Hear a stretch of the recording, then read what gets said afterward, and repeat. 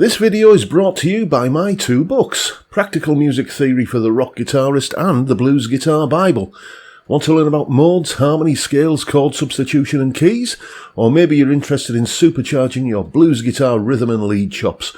Whatever you're interested in, I guarantee you will be hitting the fast lane to progress with either of these works. Both feature video demonstrations and tutorials, loads of tabs and jam tracks to play along with, and I promise you, everything is explained in crystal clear plain English. Check out the links in the description for more details. Hello chaps, welcome once again to John Robson Guitar Tuition.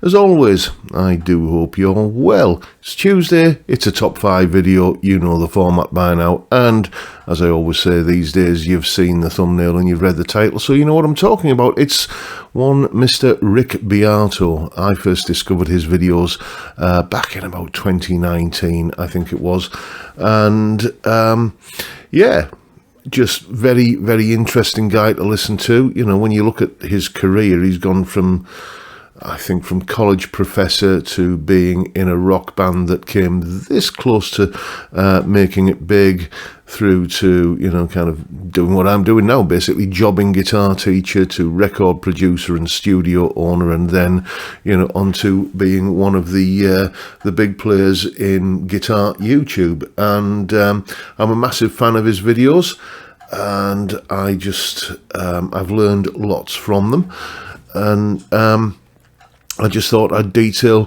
what aren't necessarily his best videos, because, you know, your best might not be the same as my best. It's an entirely subjective thing.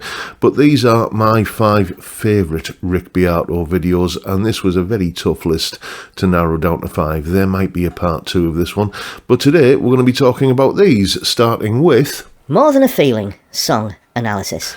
Yes, More Than a Feeling. I don't know how Rick gets hold of what are essentially the master tapes of some of these classic rock tunes.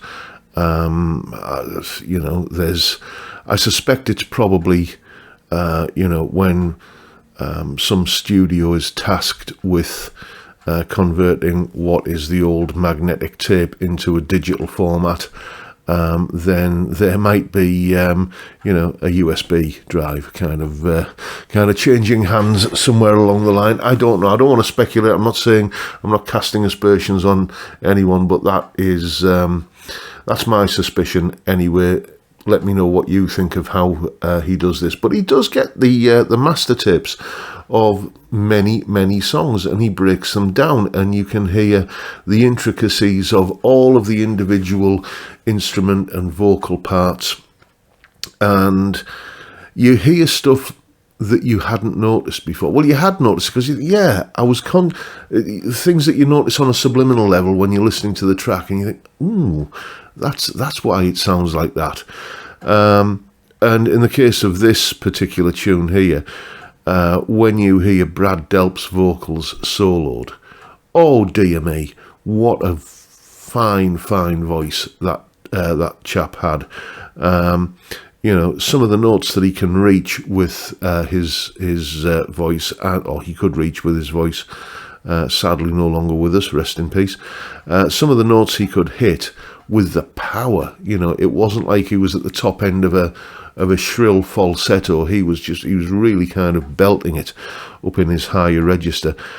And, you know, Tom Scholz,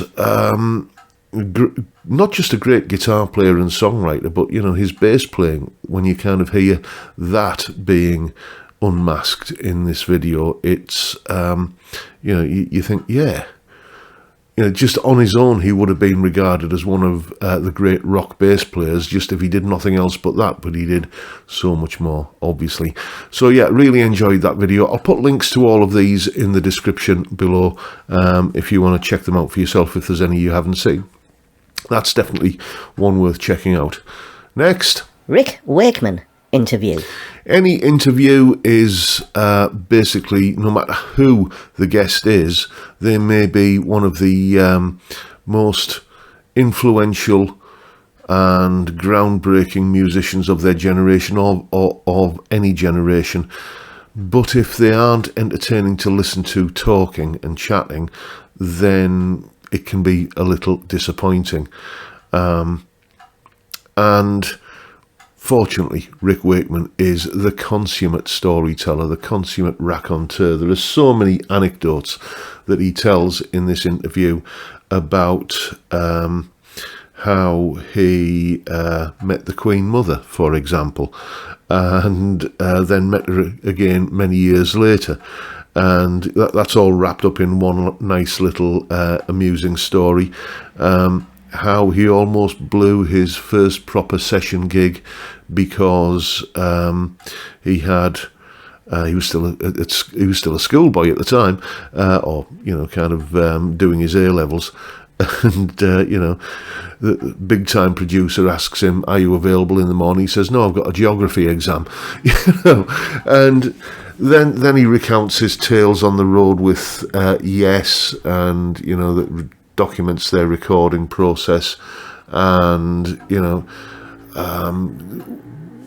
goes into some depth about working with Cat Stevens on Morning Has Broken. It's just, he's got story after story after story. Even if you're not a fan of Yes or Rick Wakeman or that genre of music, then, this guy, I don't know if he does do this, but he could easily make a few quid if he's short of money. I don't think he is, but he could easily make a few quid on the after dinner speaking circuit, because he's just that natural raconteur and storyteller. And I really recommend this video if you haven't seen it.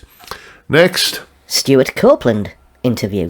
Yeah, much like the last suggestion there, Stewart Copeland, famously drummer with the Police, and also frontman of a novelty pop act called Clark Kent that I'd entirely forgotten about. I didn't know that was essentially the beginnings of the Police.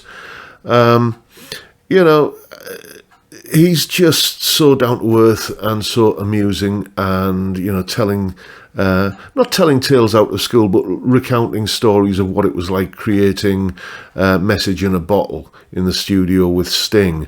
And and how it was just how Sting and Andy Summers were kind of very much the jazz guys in the ensemble, and how Stewart Copeland used to have to deal with that, and just again these kind of glimpses behind the veil that you get from you know who the Police are, you've seen their music videos, you've heard their songs a million times on the radio, and just anything where you can, as I say, just get a glimpse behind how that thing that you are so familiar that it's essentially part of the cultural background noise. How that came to fruition. Why did that end up sounding like that? And, how did they do this? And it just, I'm a sucker for all that sort of stuff, really. And when it's told in an amusing, witty, entertaining format with a guy who is just so likeable, he doesn't come across as being the big I am at all. He's just such a, he's the kind of bloke you'd go for a beer with. Do you know what I mean? It's you could imagine standing at the bar and kind of laughing at his stories, and and he'd probably laugh at yours as well. He's just that kind of guy. So yeah, definitely watch the Stewart Copeland video. Well worth it. Next, Bohemian Rhapsody song analysis. Another one of Rick's what makes this song great videos. I almost put into this slot the kind of long form interview he did with Brian May, but there's little, if I remember correctly, there's little bits of Brian May in this video as well. But go and check out the Brian May interview as well. It's not in person, it's done like via a Zoom call, so it doesn't quite have that bonhomie that the other two interviews that I've spoken about do actually have. But yeah, again, as I was saying about the Police stuff, who doesn't know Bohemian Rhapsody? And but it's when you peel back the layers and you listen to how especially those guitar harmony parts interact with each other, and Brian May telling the story, I think it's in this video, of how they were literally watching their music fall onto the floor as dust because there was a damaged tape head on the machine, and it was always kind of like fill up the number of tracks on the tape and then bounce to another machine, and and what would that have sounded like if it had been recorded today in Pro Tools or in Reaper or something? Did the limitations of the technology of the day, spark the creativity? That's a debate to have, I suppose. But yeah, if you're familiar with the song, and let's face it, who isn't?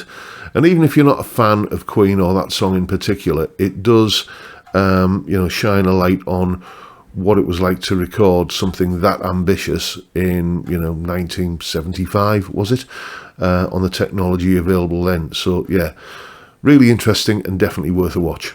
Next, Don't Stop Believing song analysis. Yeah, now I know a lot of people don't like this song, but I love it. It's just archetypal, cheesy 80s soft rock, but it's the best cheesy 80s soft rock, I think. And what's fascinating about this breakdown of this song is how it's basically a simple song. It's essentially 1-6-4-5. I think there's a 3 chord in there at some point. But it's just the way they take that really rather basic structure of what could be a simple pop song, and if you're being uncharitable, you could say, kind of turn a sow's ear into a silk purse. But, it's how the guitar parts are layered in stereo that I learned a lot from that in the way that I put I record my guitar parts these days. I try and implement some of the stuff that I learned from that video and kind of how to mix things in. Not always doing the same thing in the left-hand channel as you do in the right-hand channel is basically, what I took away from that. And again, just the chorus of the song doesn't come in until pretty near the fade out. You don't hear the title of the song until the song is pretty much all over. That would never get past an A&R man these days. And just the subtle shifts in the timing from when things are kind of just pushed half a beat early to when they're not. He does a great analysis of the guitar solo on there, in this video as well. Yeah, it's again, even if you're not a fan of the song, it's interesting just from a purely technical perspective. If you are wondering how hit records are made, and maybe you might be doing a little bit of home recording yourself, you can learn something. Well, you can learn a lot from that particular song breakdown.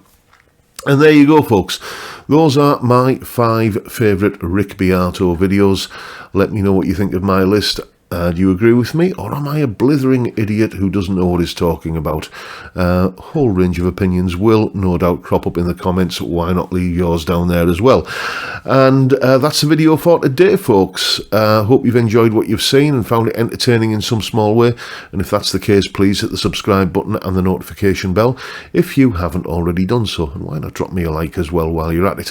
And don't forget the live stream every Friday, 5 PM UK time. We drink beer and talk about things. Basically, it's no more specific than that. Guitars and music often crop up, but not exclusively. It's a great way to kick off the weekend though, and I'd love to see you there if you can make it. But for now, I'll bid you all a good day and say thank you so much for watching. Thank you for your time. Look after yourselves, folks. Stay well, stay safe, and above all, stay sane. Bye for now.